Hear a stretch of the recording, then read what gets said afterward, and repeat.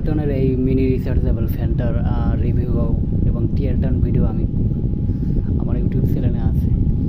তো এটার battery backup হিসাবে বলা আছে, মানে আমি চেক করছিলাম। তো ব্যাটারি ব্যাকআপ হিসাবে দেখলাম যে ফুল ভলিউমে 2 ঘন্টা 54 মিনিট বা 3 ঘন্টার মতো পাওয়া যায়। কিন্তু যদি ওয়েবসাইটে ওদের ক্লেম করা ছিল 5 ঘন্টা, কিন্তু আমি 3 ঘন্টার বেশি কখনোই পাই নাই ফুল স্পিডে। তো আরেকটা সমস্যা আছে এখানে, সেটা হচ্ছে দেখেন এখন যদিও ফুল ভলিউমই দেয়া আছে, আপনার ফুল ভলিউমে দেওয়ার সত্ত্বেও এটার স্পিড কিন্তু অনেক কমে গেছে, কারণ এটার এখন চার্জ কমে আসছে ব্যাটারির, এই জন্য এটার ম্যাক্সিমাম স্পিড এখন এটার আরপিএম অনেক কমে গেছে। এটা এখন লো স্পিডে যেরকম চলে ওই রকম চলতেছে। তো সেই হিসাবে ফুল স্পিডে 3 ঘন্টা পাইলেও কোনো লাভ নাই ওইভাবে, কারণ এটা যে 2200 আরপিএম বলা আছে, ওই 2200 আরপিএম আমার মনে হয় সর্বোচ্চ ব্যাটারি পাওয়ারে আধা ঘন্টা থেকে 1 ঘন্টার মতো 2200 আরপিএম দেয়। এরপরেই একদম আরপিএম স্লো হয়ে যায়, একদম লো ভলিউম দিলে যেরকম ঘুরে ওই রকম ঘুরতে থাকে।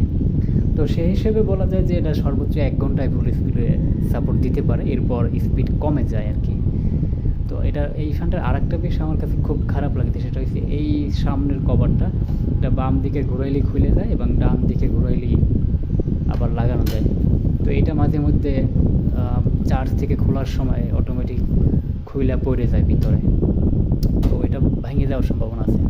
শাওমির একটা ফ্যান দেখলাম সোলভ F5, তো ওই ফ্যানটা নিচে স্ক্রু দিয়ে লাগানো থাকে, তো ওইটা আমার মনে হয় এটার থেকে বেটার।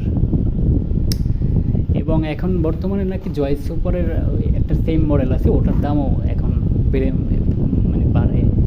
বৃদ্ধি পায় 1000 প্লাস হয়ে গেছে। তো ওইটা আমি আসলে ইউজ করি নাই, দেখতে হুবহু সেম। তো স্পিড যদি বেশি না পাওয়া যায়, আরপিএম যদি কমে যায়, তাহলে ফুল স্পিডে ইউজ করে বা কী লাভ, কম স্পিডে ইউজ করে কম কী লাভ। এক স্পিডে এখন আরপিএম খুবই কম, এখন